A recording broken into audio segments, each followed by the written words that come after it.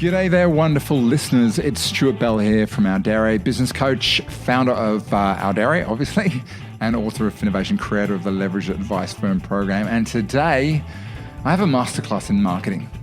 Daniel Brown of Newcastle Financial Group and I caught up at the end of 2019 to talk about an extraordinary 12 months he'd had, 122 new clients, every single one of them generated from his efforts on social media. And what I love about this session is the way it was no holds barred. We actually had Daniel's marketing team who were on the line, and he shared the specifics of not just how he did it, the tactics, the specifics, but he went wider on how he'd learned to market the way he had, the mistakes he made en route, the lessons he'd learned.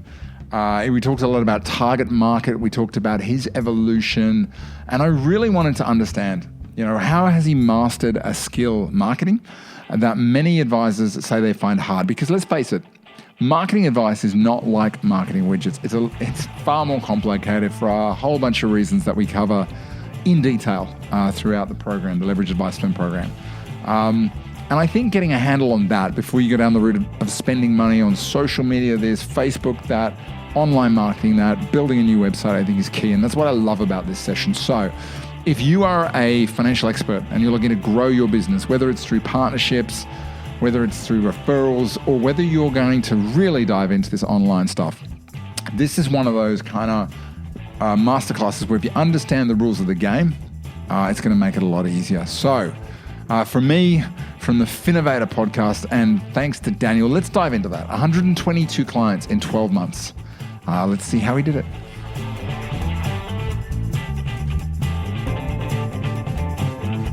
The background story to this is just over 6 weeks ago, maybe a little bit longer, I had the opportunity to go over to the Philippines. I got the opportunity to meet up with Jennifer for the first time ever in person, who looks after our back office, which is an absolute treat. But on top of that, I got to go over and speak at a event run by Virtual Business Partners, who are one of the largest and I'd say probably most successful outsourcing companies that support financial advisors in Cebu, in the south of the Philippines. But while I was there, I ran a couple of sessions and I spoke to two people who had a really big impact on me. Sherry Cusack was the first one. We sat down and started talking about systematization and technology. And I don't know if you have that experience where you're talking to someone and you realize that you're not having a sort of a coaching conversation or a conversation where you're sharing information in a one way. You're essentially comparing notes. I was talking to someone who really knew how to do it and do it well. This was a real strength. The second one was Daniel. And we just got chatting, sat down as we were, and we got talking about marketing and how to do it and how not to do it and the role that digital plays and funnel and all of the sort of misconceptions people have when it comes to not just to marketing online, but also marketing advice online. And very quickly, what became clear is that Daniel was one of those people in the industry who really knew this stuff. Diving deeper, he'd made an active decision at some point that he was not going to sort of just understand marketing or find somebody just to take it over, but he was going to get to the heart of it, because marketing is one of those weird things. It seems really simple. Like, at a high level, you think, how hard can it be? And then when you dive deep, you realize it is simple, but it's also devilishly hard, because ultimately it's about understanding how people feel and think and approach things and being able to articulate that, and it gets nuanced, while at the same time, at the top level, the best marketing is by definition simple. So today I wanted to have a conversation with Daniel. And as you can see, the real thing I want to dive into and unpack is how he's done it, because the results he's got from marketing and the way he's approached it, I think is really useful for anybody out there who is either thinking of getting into marketing, digital marketing and making this a big part of it. Alternatively, maybe you're on that journey and you're finding it difficult, or you're trying to work it out, or maybe you're well progressed, but you're looking for ways to kind of really bump it up. So that's the scope of today, and I hope this is going to be useful and you're going to take a lot out of it. Without any further delay, let me just bring up Daniel, because you know what? He's been doing this a while. The more I speak to him about the business he's built over a period of time, the fact that he's now up for 2 awards, and frankly, some of the plans he's got and the way he's thinking about it, I'm impressed. So Daniel, let's get this show on the road. Are you there, man? I'm here, Stu. How are you, sir? Yeah, I'm good. Good, thanks, Stu. Morning. Welcome. Where are you, by the way? I'm in Newcastle, the junction. I love Newcastle. I came up there recently, and every time I go there, it just seems to change and get bigger and bigger and better and better. We're lucky we just moved the office down to street level. So it's when you ask what am I looking at, it's from people looking for their Friday drug hit to getting their morning coffee. Mate, as a business I work with based down in Miranda, and they've got a boardroom, but it's got I guess it's one way glass. So it's all shiny outside, and people were having these coaching meetings, and people will wander around and they'll go, and it's just, it can't keep a straight face. So I personally love people watching. I don't know about you. Yeah, I do. Dude, we first met in Cebu, which was a phenomenal, I really enjoyed the experience. And it was great to chat to you and various other people. But normally I'd start these by talking about history and what's happened, but I want to start at the end of this because it's such a, the thing when you dropped on the table, I was like, so you're doing digital marketing. Yeah. How have you gone? And you went, yeah, about 122 clients over the last 12 months. And I was like, stop, let's go back to there. Give us the story in behind the number. 122 clients from digital. How did that happen? Yes, I guess it was a build up and it continues today. So even, I think I said that this morning, we're probably getting about 15 to 20 new clients a month. So it really snowballed as the year went on. Okay. I guess we kept investing and changing and reviewing the results and saying, how do we do it better? By the end of, in June alone, I think we had 36 inquiries. So June was their best month, and also understanding the analytics of when people are looking. And by the way, I think we've got your marketing guys on the call, haven't we? Jackie and Cameron? Carmen, yeah. So Carmen, beg your pardon. They're our partners in the marketing. So they hold, I'd say vice versa, but probably me. They hold me accountable because I've always got random ideas and trying to change strategy. But very, very valuable resource and great at what they do. Guys, thanks for coming. And hopefully we're going to sort of share a bit of what you guys do as well. So just give us the background, 36 inquiries. Let's do the analytics. What channels are you using to generate those? Yeah, so I guess a few things we do is one, we get try to add, to start, we add value to our business partners. So that includes recording videos of them and adding value. So we get them sharing that on their social media platforms as well and encourage them to do that. Secondly, we're using, our goal is to do weekly content on Facebook with a boost to certain areas we used to be able to target. That's a little bit loose now. Third, we've got a website, which is we make sure it's number one in the SEO, hence the names that we use or the brands. Fourth would be the Google Adwords campaigns that we run and continuing to review those analytics. Okay. That's been probably and then the number one thing out of all that is writing content that people want to read. People don't buy the process, they buy the outcome. So I taught myself how to write content, which I thought I used to fail at English. So this is weird, writing content, but that's what I now do. So I often get an idea and just start to record it in my phone. I just wrote 3 articles in like about 3 hours the other day and try to make it and keep reviewing. So the more personal we get in the content, the better the reaction is from the inquiries. So to the point.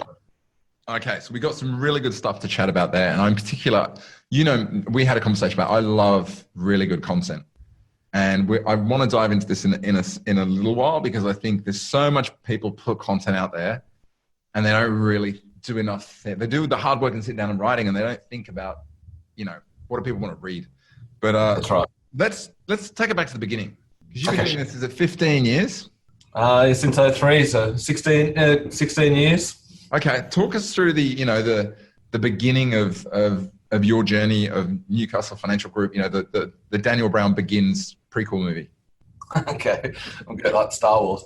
So effectively, I worked for a fund manager, and then I decided my uncle owned a business here, and he said you need to go out and learn about sales. So I went out and taught myself sales, which gave me a lot of confidence. So in 2003, started working with him. I guess he's effectively my first mentor, which I probably learned both good and bad. But the number work ethic was one of the good things, and also the ability just to connect with people. So I think really listening and understanding what people want, nothing that other advisors would be doing, but I really wanted to make that a strength. So I guess what I've come to learn, the fundamentals of any business will only succeed if you've got you're good at sales. You've got to have a brand that represents you from the inside to the outside, and marketing. If you get all that right, you're going to have a successful business. So he taught me sales well and truly. And then in 2010, we bought that business off him, effectively merged it and grew it again. We offered multiple services. As a partner in that, we grew it to about 36 people. And then I decided to leave. Okay. Do it my own, because I was going to keep it, I guess, boutique. So I did that for a year. And I think in that year, I just went out and saw people. I think I generated 50, I can't remember the number now, 54 or 56 SOAs running a one-man band. I'm like, yeah, this is fun, but what do I do next? And then I had a coach at the time, and he goes, if you want to go from a 6 or 7 figure income each time, you've got to reincarnate yourself. So I wrote a business plan about symbiotic. Everything's got to be mutually beneficial. Love it. Started to grow it. So now we're 3.5 years in. We're 3 offices, 25 people. We've got a team in 6 in Cebu, and our plans are done in Sri Lanka with another 5. And it's only how much I want to grow it now. So I've actually just, as we're talking marketing, the Central Coast office in particular just keeps coming. So we've turned all the marketing off effectively. Okay. We've got too many leads coming in. That's a terrible, terrible problem to have. And just I feel like an idiot saying it now. Why did I turn it off? No, it's because, I mean, you would know that growth is good, but too much growth will kill a business. That's the whole reincarnation thing. One of the things I do every year is I sit down, and you may have done the same thing, and I go, right, what's my target? What's my reasonable target for the year, and what would the business have to look like? And then I double it, and then I double that, and then I double that, and there comes a point in that process where the business breaks. The model will no longer, usually about the 5th iteration, the business model will no longer work. And that's the point in which you've got to go, okay, I'm going to get to that point. Where's the transition? You know what I mean? Yeah, absolutely. That's why I guess what we've gone is created the width. And now my thing is let's create the depth. Let's really build those client relationships. And we've got multiple businesses that we're running. So trying to get the cross referrals happening is a cheaper option at the moment than having to continue to get the leads in. But we've had, which I never thought was possible, we've had people walking in our door and booking meetings, because we just ran a campaign. We're in an old bank. We ran a campaign about your bank has sacked you, and that worked as well. So then we've had literally people booking meetings. Fantastic. So give me a bit of a profile of who do you work? And you mentioned there are multiple areas you provide advice. Give me an idea of this, the problems you help solve for people. Yeah, so we've got 10 advisors, or I think it's 10, and they range from, we've now got an insurance specialist we've brought in who was at one of the banks, working in the key man buy sell area, through to an aged care specialist, and then we've got the younger advisors doing the super insurance. So I offer, if someone says something, I'll say, well, from cradle to grave, we've got you covered. And any particular type of clients that you work with? Like, who do you find is a typical? Yes, I like to say that we're not. I believe the industry is heading in this direction, and I'm trying to play my goal is to play the game of where we're going to be in 18 months, not where we are. Right. And I think I really want to promote that we're not a generalist. I don't think there's no time for being a generalist anymore. We're going to have a team of specialists. So I encourage each of the advisors, we call them marketing avatars. Yeah. To write who they ideally want to work with. Then we get them to write about. They all write content too now. So we write content about those areas they want to work in. And then on our website, we're only sort of focusing on 2 or 3 areas of advice, but there's each individual advisor will have those, 3 to 4 areas that they really want to focus in. Because if they're passionate about those areas of advice, there's no use making someone who wants to do retirement advice work in insurance. So, yeah. And that gets them out of that builds a really good culture, which has been good feedback by the 2 new advisors we've brought in. They never experienced anything like it, where they just got the freedom because of our structure behind the scenes, that they just see people. They get to see their ideal client. They get to have the flexibility, and everything else is done for them offshore. So, love it. Let me ask about because I think it's fair to say that you are probably in a minority of advisors who decided to go down and become a marketing expert. A lot of businesses They would much rather just outsource it and let Yep. someone else be good at it. What was the decision process? What was the point in your life that you went, no, I'm gonna learn how to market this and master it? So I'd had an active role in the previous business in the marketing, but it wasn't my area. My area was to see clients, and I guess I'd built a relation. Been able to, in that year one of starting again in 2016, I just generated all the referrals. But if I had stopped getting those referrals, the business stops. So that's not a business; it's just a job. So Yeah. what I wanted to challenge myself is figure out how to write content, build a marketing strategy that reflects, and then I knew all the tools, I just wasn't doing it. So I knew how important branding was. I know how to get to number one on the SEO. That's easy. So why not try and do it? So that was my challenge. I love it. A good friend of mine, Tristan Bond, who's a coach who works with sort of healthcare practices, he once turned around to me and said, Stu, most businesses up to $1 million are a marketing problem. And after $1 million, they're a leadership problem. So if you haven't mastered your marketing, you haven't literally mastered your growth. Yep. Which means you're at the hold. I love that. So tell me the first steps. I mean, how did you start out? Where do you start? And I mean, did it come to you naturally to begin with, or did you have a couple of stumbles and falls and wrong turns? One of the best learnings was we ran a campaign about pre-30 June about super and contributions. And again, that's process driven. People don't buy that stuff. They buy the outcome. They want to know, talking about what are they going to do spending their retirement is far more engaging for someone. And talking about property and self-managed super fund might not lead them there, but that's the hot buttons that people want to talk about. And not saying that doesn't end up being the outcome, but often we have to think about how do we get them into the office versus what are the end result. But the first thing was that I needed to have a brand that I was proud of, that reflected what my vision was. So we went about recreating the brand, that from the colors to the fonts to having a style guide. So everyone is on brand. So in the end, now people are buying the brand. The brand becomes more important than the individual. So how big was the business when you went, right, we're going to do proper style, font, imagery? How big was it? When was this? So it's probably 2 years ago now. Okay. So probably would have been, 2 or 3 advisors, maybe 4 or 5, a team of 6 or 7. Okay. So, I mean, most people think of the branding exercise as being a big business thing, but you guys, you weren't a small business, but you weren't as big as you are now. No way. Yeah. So the lesson I got was, the coaches I've seen as branding by association, and I'm like, I don't know, is that going to work for me? But in the end, and the brand too, like you don't realize when you start to look around and understand branding a bit more. Like, do we want to be like the Audi? Do we want to be of the car industry, or do we want to be the Hyundai? How do clients perceive us when they walk in our office? Our website and our people, the website, the office, and the people all need to be the same. It was, we did like from magazines to cars to people, celebrities. So and so that was a process. Whilst at first you go, that's an expensive process to go through. It was really good because we brought in different people in the business.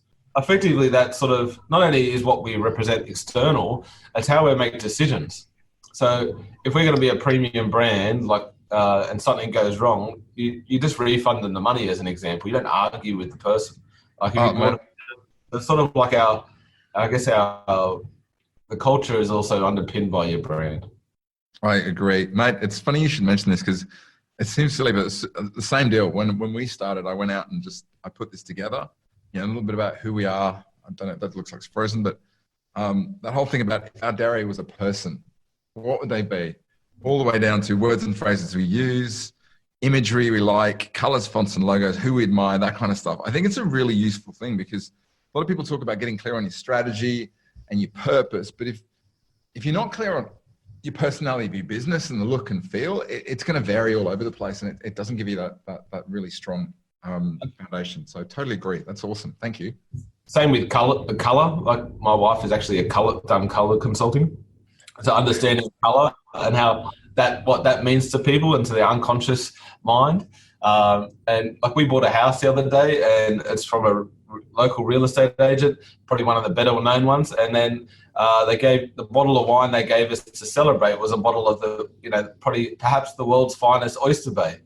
Like it's just like that damages your brand versus upholding, like it will cost an extra $20 to buy, say, a nice bottle of champagne. I bought an Audi a few years ago, and they still send me every, member thing, or it's in my wife's name. And I'm just like, if she didn't buy the car, you failed immediately. You spent all this money and you couldn't even get the name right. I agree. It's so easy to make mistakes. And, yeah. Dude, so the branding came first. Tell me how you got good. Firstly, the first part or to write content, if we're talking about that, was to just start right and write what you feel that you're passionate about. What do they enjoy when they come in for a client meeting? And I started to write about that. So one of the terms I've used regularly is retirement, getting retirement ready. Whereas if someone says just an easy switch on language from let's do some retirement planning. Well, that's such a bad way. Instead of using budgeting, talk about a spending plan. When you write an article, a little trick to that content is you've got to try, if you can write the word, either a negative headline or the number needs to relate to the first or letter. So it'd be like 6 steps to success, 5 fundamental, like it's got to relate. The number, you try and use a number in the headline that relates to the letter. That's another simple thing that I learned. So it's like marketing 101. And it grabs people's attention. And then writing content that's relevant. So we have young professionals and the pre-retirees are sort of the Facebook users and social media users. So, and Facebook's, if you look at the analytics, Facebook is one of the most popular for that retirement, getting ready for retirement. So a lot of our articles are written around that. Can you give me an example, in your mind, of a piece of content that you see written over and over again by advisors, that just keeps getting put out of there, that you just look at it and go, it's never going to work, and then what you would do instead? Okay. The one I hate the most, I'll talk about that, is that they want to talk about doing a budget and cash flow. And it's going to be a really big generalization, but that's really good for poor people. Whereas wealthy people want to talk about where they can spend their money and how they can go about making more money so they can enjoy doing more of the things they like doing. So not many people enjoy doing a budget, but that drives me bonkers. That's probably the number one thing. And so they talk about, they want to write and promote cookie cutter approach to their content. So they go and their licensee might produce an article and they like and share it, and so is 50 other people. So Google doesn't like that. No one's going to read it, so you're wasting your time. So either do nothing or do something that's personal. Yeah, I agree. I just say to people, there's a lot of people out there they go, I'm looking for a service who can write content. I'm like, they're going to write a good article, but no one's going to read it because it's not addressed to that person. It's not relevant. It's just generic. And for me, it's a complete waste of money, but there you go.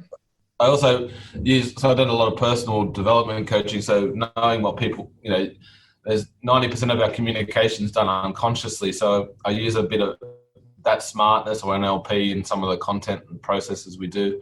I also interview accountants and put that out as a video. We shot it ourselves, and that was one of the most successful things we've done that really spiked. So you don't have to spend much if you don't like writing, just go and record, and don't talk about you, talk about them. Love it. In the recent memories, what have been the most well-read or successful pieces of content you put out? What have been the topics or the angle? Yeah, probably those two. One, interviewing the local, but also I wrote a piece about which got a reaction. Is that along those lines I was talking about before? Instead of what are the 5 myths? I think it was 5 steps to financial freedom or something along those lines. And we talked about what are the learnings that we've seen in people and what has been some of the success. So, the most wealthy clients I've personally that I look after, they bought assets and held them for as long as they can. And their regret is they didn't buy more of them. And so I wrote something about that, whereas broke people, I wrote in this content, will always blame and point the finger at why it hasn't occurred. And then that was a good reaction on social media, because they'll be like, it's not all about the money. And there was probably the same people that I was targeting that were reacting to the content. So I think... Sorry, go on. Yeah, that's probably the main. Then the most recent one I did, I think this is it, where we talked about, so like in Newcastle, they like to have, walk the beaches here. They like to grab a coffee. So I was trying to link the coffee, the morning coffee experience to why they need to have the same with their financial planner. The ongoing relationship is where they value it. So I'm trying to write what I see as an experience as an advisor, put that into the content that they can relate to. So for example, if you went in, you like to go to your certain coffee shop, you like to have your flat white or long black, but if each day they turned up and gave you a turmeric latte, well, you wouldn't like that. So the advice relationship it's personal. So I'm trying to draw on my experiences and understand what the clients enjoy and put that back out in content. If you're an advisor and you listen to this and you realize, maybe you've had this realization that you are writing technical content that you know a lot about, but obviously most people aren't interested in, because otherwise there'd be more people sort of managing their finances better. What's the best advice you can give them just to flip their content over? What's the tidbits that they could just do which would make a big difference? Well, the best example I can give is that if you went and bought a new washing machine and they started explaining to you how the parts were sourced, they built it in China, they did all this research for 17 years on why it's the most economic washing machine. No one gives a shit about that. They buy outcomes. So talk about the outcome of your advice. So if that means that if you work with a client for 10 years, you can guarantee, as an example, you'll impact their retirement outcome by 1% per annum. Yeah, that is a better outcome. So they can resonate with that. That's a tangible thing that they can start to digest and understand. Love it. That's the number one thing. So you're starting to play. You're starting to play with this stuff. You're starting to obviously get better. My guess is you're probably practicing it more and more. You're getting more comfortable. At what point did you realize that you were kind of getting the hang of it, and it was time to take it up a notch? I guess probably. When you start to see you go, well, the more I write, and if we release this week, so we're trying to do monthly to start. So we started off at monthly content, and our goal for next year is to do daily content, which is a challenge. There we go. And we're launching a podcast and so forth to really take it to another level, which will be weekly. But when we're doing monthly, and it would work, and you'd see a spike in your analytics. So every month we look at our report that comes through from a fantastic team at the Measured Marketer, and we're looking and reviewing everything, the dollars spent versus the leads generated. It's data, and so rather than just going, oh yeah, we've had a shitty month, like what, I'm not going to keep spending it if it's not getting the results. Yeah, absolutely. So we refine, started to really click into gear. So I guess what I understood at that point, the more I did it, the more we got the results. So we went from monthly to weekly. We then got each of the advisors writing a piece of content a month, which we would then send to Measured Marketer, refine to make sure it's on point. And then we release that when we think it's right. And also understanding the cycle that I believe, April is a really shitty month, so we should almost have April off as an industry. January 1 to January 30 is when it goes bananas because people are trying to get their life in order, set New Year's resolutions. So to have content and campaigns ready to run in January. Okay. And July is also slow, whereas June's busy. So just understanding, it doesn't seem to impact if we change our approach in those months. So pull back on, so that in those months, we pull back on the Google AdWords and save us some money and put it into the campaigns that we want to run. So Alan's got a question, which is it's not necessarily deeply related to this conversation, but I'm going to get it in there because he's done me the honor or the courtesy of asking it. He wants to know, is your advice process itself digitalized? And I guess what he means by that is when someone comes in from one of your campaigns and they make contact, are you still having a digital engagement? Is it, they're filling in forms, and tell me if I'm wrong, Alan, it's online meetings, or the moment they reach out, is it human to human? I'll answer that in two parts. So the first one thing we noticed on our website and the analytics, so people would get to the website, but they didn't want to ring. So as soon as we or they didn't want to fill in the inquiry box. So as soon as we spent, I think it's $6 a month on You Can Book Me software, where they can book straight into our calendar system, that the meetings went through the roof. So it was one little investment of cost $6 a month. We've rolled that out for new clients and ongoing clients now. But what happens is that they go into that, they book the meeting, that's now fully automated. They then get a confirmation email with our FSG. The file is set up in our software X-Plan by our team in the Philippines, and it's all automated. So that part is absolutely automated. And we also have a 15-minute, before they come in, we now book in a 15-minute Zoom meeting and record it to, I guess, position them what they're going to experience and what they need to bring. But the rest of it at this point, every meeting is run the same way. They have a 5-step meeting process. 5 steps we run through the meeting, and it's digitalized behind the scenes, but not in that client experience. You know? And that 5-step meeting is consistent amongst everybody in the business. They all follow the same framework? Yeah, same. And that's our sales process effectively. Yeah, beautiful. And then at what point do they sign up? The client? Yeah. Yeah, so depending on the complexity so they'll either be at the end of that first meeting, I would say most of them sign up, but not in every case we know the answers. So we'll scope the advice and the fee in that first meeting and allow them to engage. Right. They then pay before we start work. They'll pay an engagement fee.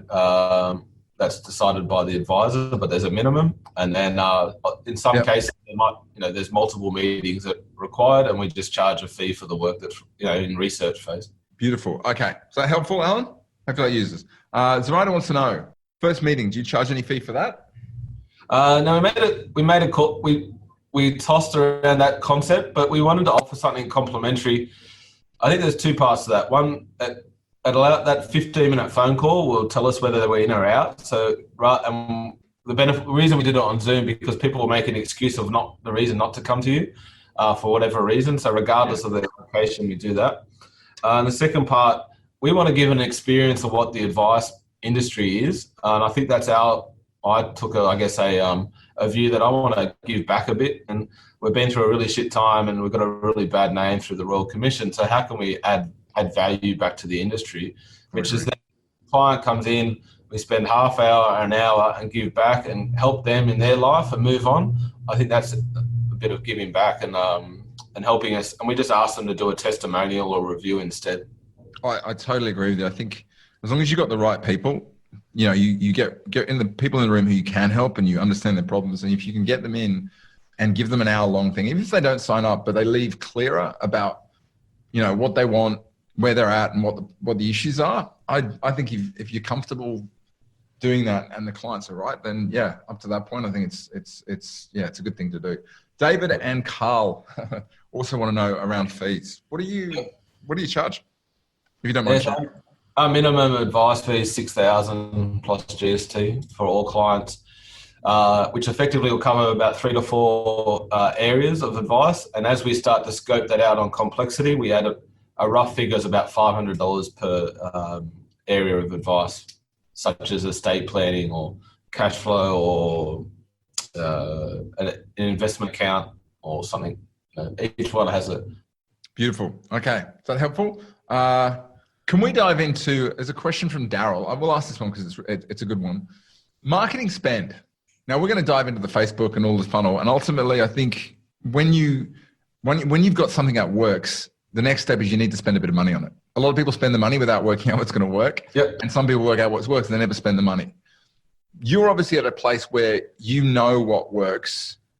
What is your, as a percentage of your revenue, what do you spend on marketing, and maybe even what you spend on digital? Good question. As a percentage, I have to now calculate that. So it would be, what's that one? About 2 to 3%. 2 to 3%. And that's marketing overall? Yep. That probably we have. So effectively, I've got a lady, Stacey, works in here 4 days a week. So I've got her wage, and then you'd have your Facebook boost and the payment to our great friend at the Measured Marketer, and also the Google AdWord campaigns, which we spend up to $3,000 a month. That's included in that figure, but up to $3,000 a month on that. Love it. Just in case we hadn't got that name in it enough, it was Measured Marketer, right? That's right. David wants to know, do you take insurance commissions and have a FUM or an agreed dollar amount? That's a good question, David, in terms of the fee. Insurance commission, yes, we take that. And just how I position that, just talk about a success fee. So if we can get it over the line, we actually have we employed another good thing we did in our office, we have an underwriter. So the insurance process isn't even commenced with the advisor. It's booked in with the underwriter to run through online or over the phone. That's sort of separating insurance, which is a boring, laborious question, 30 to 45 minute process, and really making the advice separate. And what was the other question? FUM or is it a dollar amount? No, it's sort of trying to stick it. The minimum is, and then we'll scale up on the complexity. So if they want direct equities or an ETF portfolio, or they've got multiple things, we'll just start building the fee accordingly. And this kind of ties in. It's funny how these conversations, doesn't mean you talk about marketing, eventually pricing comes up. It's weird. Yep. Do you take it that as a dollar amount, and does it come out of the client's pocket, their cash flow, or how does that work? So they'll pay, again, trying to play the game in 18 months, we're probably going to move to a system where they pay a lot of that fee themselves. I think ASIC will enforce this, if not the trustees, but anyway. So they pay a portion. They'll pay the fee proportionate to the advice. So if it's 50% investment advice and 50% super, that's how the fee will be charged. Okay. Hopefully that's useful, guys. That's a whole bunch of information. It's interesting. We always end up talking about pricing. Like if you just get a number, that'll be fine charging it. But as we're going to find out, a lot of what happens prior to them coming in, that's what enables you to charge certain fees. You know, a lot of how you engage them. That's the thing, right? Yeah, I got a tool that we talk about. So it's positioning. So how are you positioned? That's what your branding does. Gives you a positioning statement, and it's price, product, market, service. You need to have alignment on that. And so we talk about like when someone walks into our office here, they're greeted like a maitre d'. So we're not just a reception. They get up and greet the person, walk them in. There's a lounge for them to sit at. So all those little things are talking to them unconsciously. Be interested to put it out. I always like to ask advisors, when was the last time you did a walkthrough of your experience? Like stepped outside and walked in as if a client would. Even better, get someone else and another advisor to do it for you, and then you do it for them. It's amazing how much information you got. And one of the most memorable periods, I walked into a business of a client that I was working with, and the receptionist she was behind this big, tall desk, and she literally walked out. She went over and said, "Stuart, I've heard so much about you. Welcome." Stepped out from behind the desk, and that small thing, it just blew me away. It's incredible, and set the scene for so much. Daniel, should we talk about the funnel? Because you've got marketing, you've got AdWords, you've got Facebook, you've got content marketing, and I think one of the dangers is people go, "Oh, I'm going to do more content marketing," but unless you plug the right things in the right order, you don't get people doing the right things at the right time. If that makes sense. Yep. So do you want to talk us through where this fits in terms of your funnel? How many phases does your funnel have?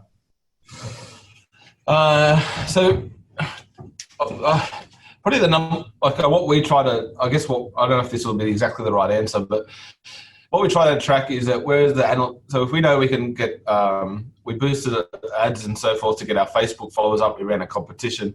So when we write content, we can boost that, and then we can track what's going through to our website. So where it's sourcing from, and obviously the Google AdWords and so forth as well. Okay. So it's probably the funnel. I could probably answer that really definedly in some of our other businesses, what we've done there, but just looking at the analytics and what's working and keeping to reviewing that. So I keep saying, when people ask me about the marketing, I say it's not a cost, it's an investment. And like any investment, you need a strategy. And keep on reviewing that strategy. So you're running Facebook campaigns, and these are boosts, right? Yep. And I guess the proviso, this is really good content that's on brand, it's hitting things, and ultimately you're doing boosts, and that's attracting likes. Yep. And what's something that you would typically try and get someone to like? Is it just like our page, or is there something more to it? Obviously we run, then you could have book now, complimentary meeting. So we run the different click buttons as well. like recently we recruited an advisor, Janelle, who's, let's just say she's in the, how do I put this politely? She's in the twilight of career and happy to acknowledge that. But she's fantastic, and she's come from the Commonwealth Bank. So if anyone knows, Commonwealth Banks just turned off all their ongoing fees. They're sacking their advisors, or sorry, making them redundant. Giving them a copy of Who's Moved My Cheese, that sort of thing. Yeah. So we ran, we promoting Janelle. We put her out in Hunter, the local publication, Hunter Headline. And then and all the people are starting to contact her. So, and people like and share that page. So then we're opening up her network to our brand. And obviously, she's like, said to me the other day, do you think clients or people see bank advisors differently to like us? And I'm like, absolutely they do. I wasn't aware of that. And so some of her friends are now starting to say, we'll come in and see you, because she's no longer associated with the bank. It's funny how, like, we, as outside the banks, we would see that totally all the time, but they're naive. That's true. That's true. Yeah, well, having worked in, I'd say that's part of a strategy. Like, the reason we brought her on, one, it adds a great addition to our team. And secondly, that there's all these advisors that can't find a home. So the client is used to going to seeing the bank. And if for some instance they see Janelle out there, that we might actually pick up others as well. So there's real world stuff going on. There's networking. You mentioned partners. Tell me how the partners and the digital stuff fit together. Okay, so some of the accountants that we work with, one of my concepts is when you build a relationship from networking, whatever it may be, it's about value, sell. So how do I add value to them? And that's the same with client, any relationship, I guess. But I want to showcase them as a business. I want to promote them, which allows them to distribute that through their network. Secondly, then, and if that's not a business relationship, you add value by giving them content that's relevant to them and keep building that relationship. We started a networking group called Beers and Business. That's been highly successful. So merging my two favorite topics and creating those relationships, just create the relationship. And the accountants all refer to us, not because we've got an agreement in place or it's a revenue thing. They do it because they buy into our business and what we represent. Gotcha. And when you do that, they're sharing your content? Yeah. So then we recorded a video, which is about to be done with an accountant. Michael Hart is about to go climb Mount Kilimanjaro, Mark Hughes Foundation next week. Wow. And so, we're sharing stuff on his page. He's then doing stuff with a whole heap of, they've raised a crap load of money.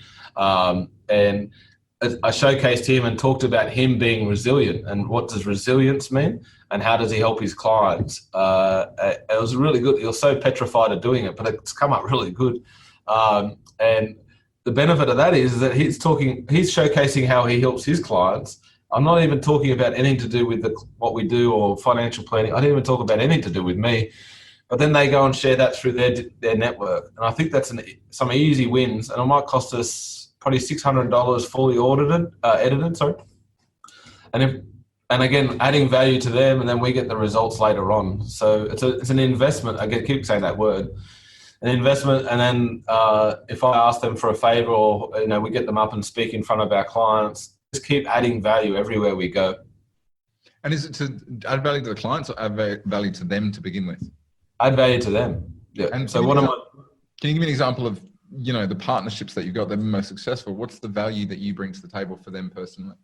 Well, last night I was having a conversation. They're like, I keep telling them what I'm up to, and they're worried about doing branding. They've got to rebrand their business, and they've got to go through the same exercise. So my value, I guess, there for them, if we're picking on this, is that I'm giving, and like I'm doing today, giving unconditionally. So I give away, knowing somewhere I'll give it back.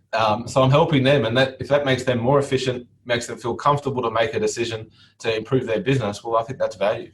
I think Justine Musk, who was married to Elon Musk for many, many years, she was once on one of those Q&A things on Reddit, and someone asked her, what's the secret to being rich? And she said, being a billionaire. And he says, it's really simple. If you want to be a billionaire, you've got to create billions and billions and billions of dollars worth of value for other people.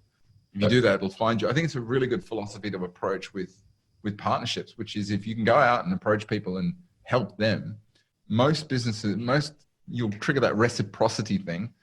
Yep. Rather than going out and going, hey, can you send me leads? Which doesn't work. How about we set up a joint venture and I'll give you, I don't care about that. They, especially if they're a wealthy individual, they don't care about that. They want their clients taken care of and they've got to trust you to do.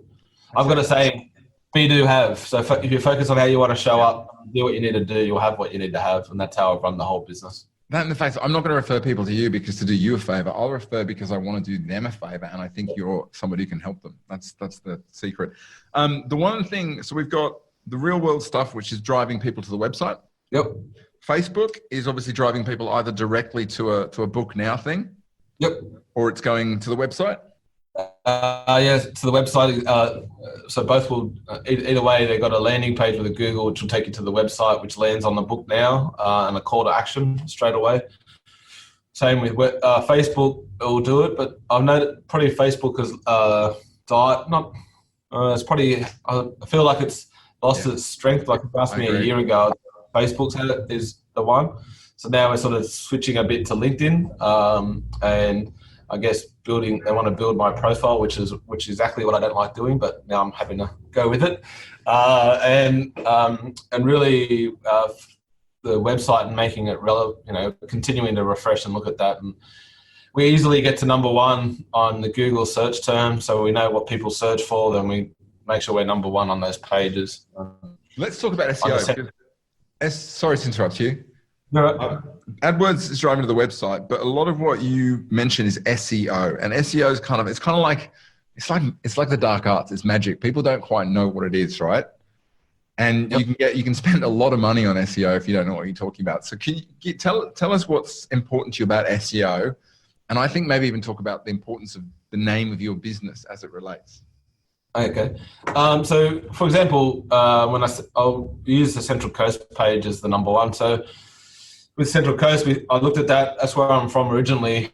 So there's two parts to this. I went and looked at, I have a saying, another one, a lot of sayings when I look at it, listen to myself, but attack your opposition's weaknesses. So look at who your opposition is. And on the Central Coast, there's no one that's local. So I talked, all the content is about being local, giving back, local. And secondly, I looked at all the, what could we call it, the business, and Central Coast Financial Planning Group would get us to number one on SEO without having to spend $1. So from my understanding, we haven't spent $1 on getting these SEO done. Hold on. Financial advice is one of the most expensive keywords to buy. Yep. How on earth did you do that? I mean, actually, you don't have to tell us if it's a big secret, because that's a hell of a secret. But that's amazing. So if you're in an area, all I would encourage you, go and find do a population search.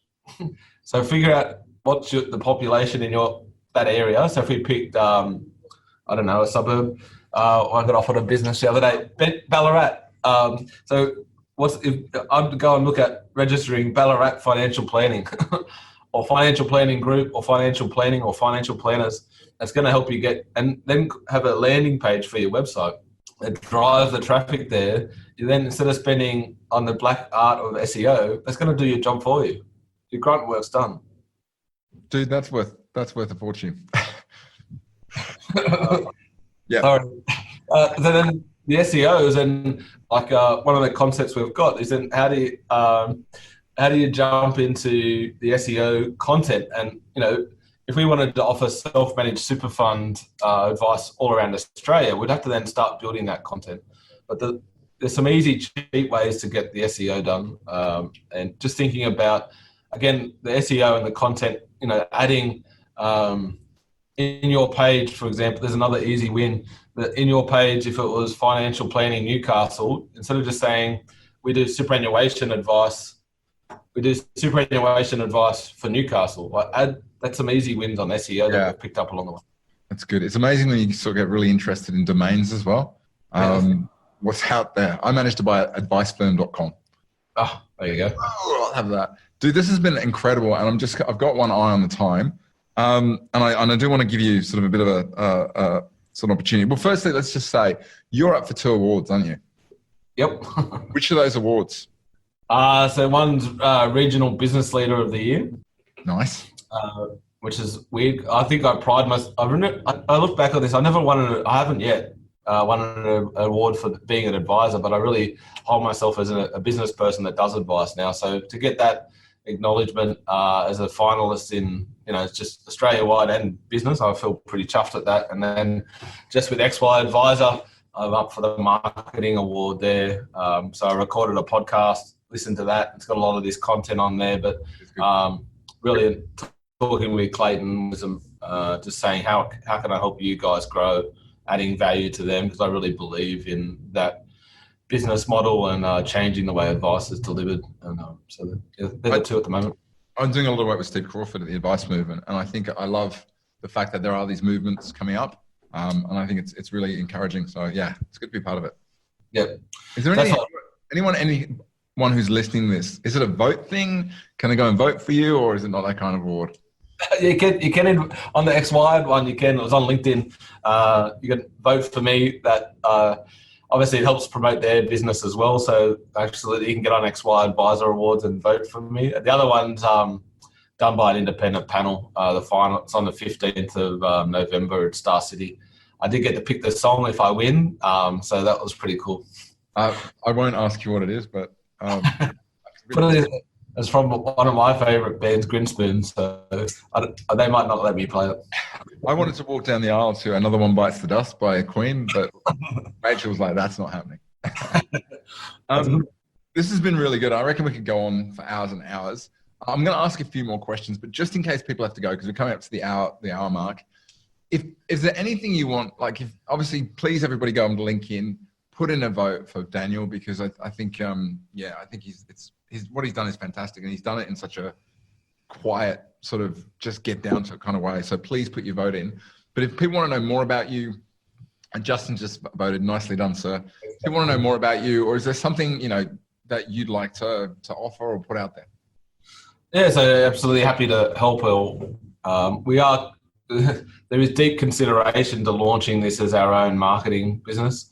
In the discussion with someone if we do that, and really specialise for financial planners. So we might do that. We're about to launch a podcast of our own every week called Why Invest, and about giving content away about people that are successful in business. We've got Craig Rosevere, who's the drummer from the Screaming Jets.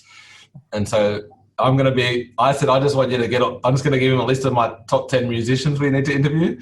Love it. No, he's got very connected, and we're hopefully launched with getting the Silverchair drummer, our bass player on, and talking. It's going to be hosted over a beer in this room here every week, and just exploring how people have been successful, and that gives us Australia-wide presence. It's always fascinating when you dive into people's story, as we're doing right now. You sort of realise everyone sort of gets to the top level, but when you dive in, you realise that the nuts and bolts and what makes people sort of successful is usually more interesting, I think. A couple of questions that we got. Let's sign through them if we've still got a bit of time. Matt, I heard your question. I do want to come back to it. How long, in your opinion, should somebody invest in building a social media funnel and doing this stuff before they expect to see results? Yes. Well, to go through when you engage a marketing specialist, they want to do everything that's in their land, and they give you a very big map of what can conceive, and you're like, holy crap, that's a lot of money to invest. So, and that might be, they've got 6 events that you should run. So run one and see what the result is. One of the things, they won't like me saying this, but rather than just taking what they tell you as the gospel, challenge them. So you need to know what they're talking about. Otherwise, you'll be doing acronyms that you don't even know and understand and pay for. And I think the number one thing you'd start, once you've got your brand and you do the SEO, understand where your place is, have some, just like you do with your clients, have some legitimate goals or expectations or benchmarks. And it doesn't have to be about the leads generated, but about getting your brand out. Then have we got better success? How's the inquiries we're getting? Are we able to charge more fees than we were before? And then it might start to lead, results. But I would expect you would get some traction after 6 months. After 12 months, you're going to get some results, and you'll know what works and what doesn't. Yeah. And 18 months is when we probably really hit the gold mine in June, when it was 36 one. And they're good. That's just not crappy leads too, because you've invested in that brand and your processes and the content. The leads that are coming through are really good quality. Anyone can generate inquiries, but the quality.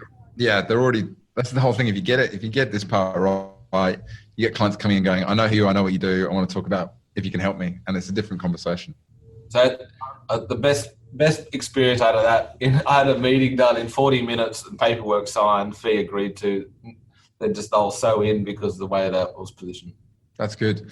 So, I mean, the whole thing is if you're jumping in for 3 months and you're spending 10 grand a month on a marketing consultant, you're not going to last it because it's going to take you longer. Find something. And it's the same if you're forcing yourself to sit down and write articles and it's taking you hours to edit them, you're not going to stick with it long enough. It's got to be something that's affordable, doable, and repeatable, I guess.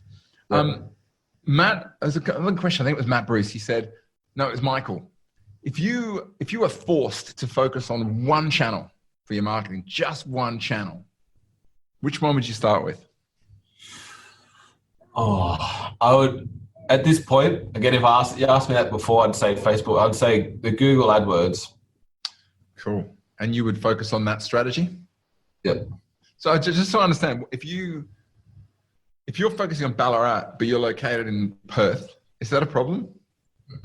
Yes. Pick Fremantle Financial Planning instead. Yeah. Pick a suburbs within your locality. Yeah. Yeah, people from Perth don't like to find out that you're not in Perth when you're talking to them.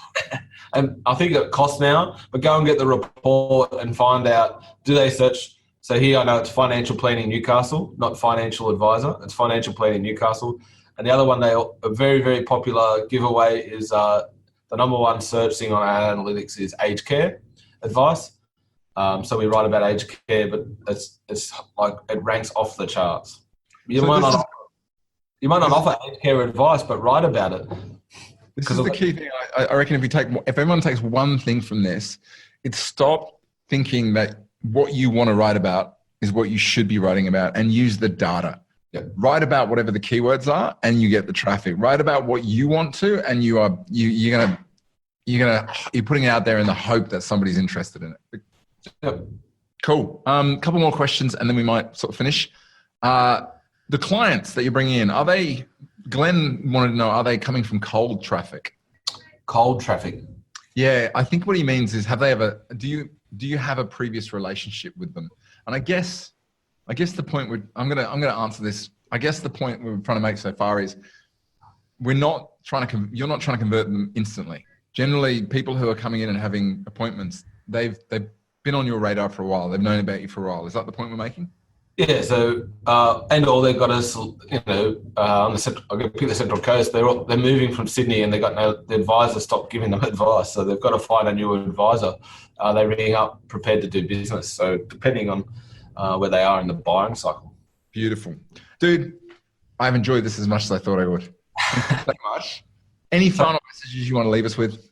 No, I'm still passionate about the advice industry. We've gone through a lot of change. I want to be the change. I don't want to let it all happen around me. So we're active in what the world will look like in the next 12 months and 18 months. So, we got a great role, an honoured role to help people, have their ideal retirement. And so I think we've got to remember that, and marketing is just part of what we do. Yep. Perfect. I love it. Man, thank you so much, Daniel. It's been an absolute pleasure. Hopefully we get to do it again. Best of luck. I think a few people have voted for you in the XY, so I'm really hopeful that you pick up both awards. Would be really, really good.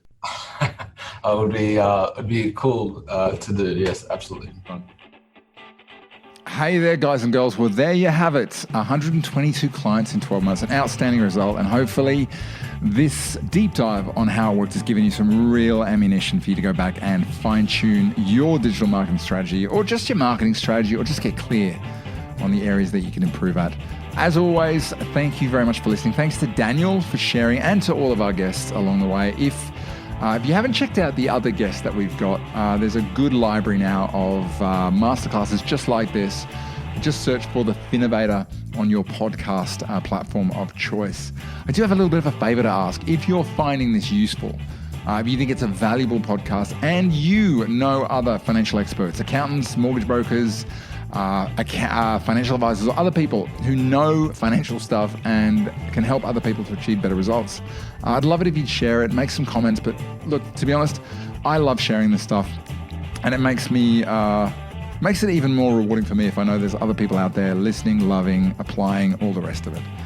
That's it from me. I hope you found this useful. Stay tuned. We've got more coming. But in the meantime, thanks for listening and have a great week.